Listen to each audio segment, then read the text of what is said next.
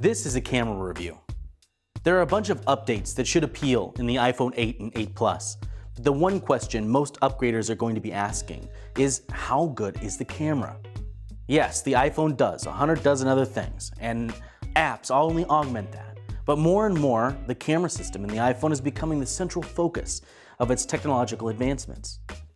The wide and telephoto sensors in the 8 Plus have both been updated, and the system has 83% more throughput, which allows for more data to be passed through in a more efficient manner. This will help with rapid-fire images, but more importantly, it allows for the enormous amount of information that needs to be pushed through the pipeline to support 4K video at 60 frames a second and super slow-mo 1080p at 240 frames per second.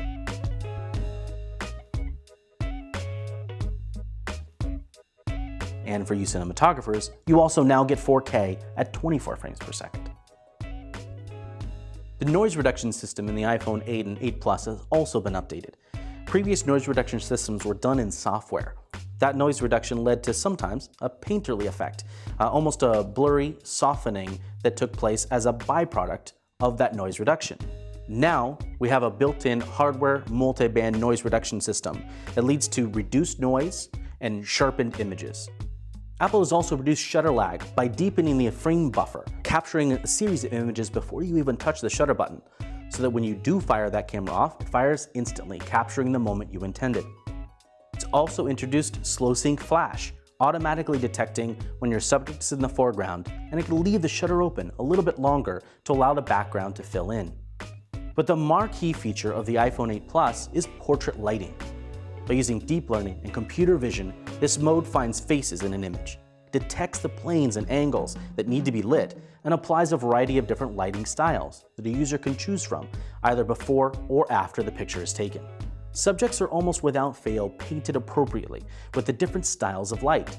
A top-down studio-style light, a contoured dramatic light similar to the ones you see here, that enhances cheekbones, and two-stage lighting modes that drop the background out, transforming a regular lame snapshot into something you're proud to throw on the gram or even print out.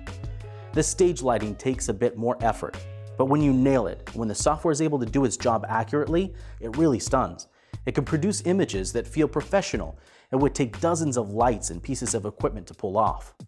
That's not a huge shock, because that's what Apple did to get this right. They took hundreds or thousands of shots using professional lighting rigs set up by master photographers and cinematographers. And they distilled those down to a set of master characteristics and figured out how to reproduce them computationally. The feature is still in beta, but this is a look into the future of photography. All photography, not just on smartphones, though that's quickly becoming the primary way that most people shoot pictures. And it's also something else, augmented reality. While you might not jump instantly to assigning the term AR to this kind of feature, this is how Apple thinks of it. It's altering the fabric of reality to enhance, remove, or augment it, and it's going to spread to every aspect of computer vision. And Apple is preparing itself to push hard in this area. This is all opaque to you, the user, to me, of course. But what it means is that you get more power of the same amount of battery life. An even more impressive feat when you realize that the battery is actually physically smaller than last year's models. Wireless or contact charging works, but you have to buy a third-party pad yourself. That's about all there is to say about it at this point, because it does work with the case and charges about as fast as with the standard adapter. The iPhone has been the world's most popular camera for a while now, and it has become a huge reason, perhaps the primary reason, that iPhone users upgrade. Each year, improvements in silicon or design have contributed to improvements in the iPhone as a camera.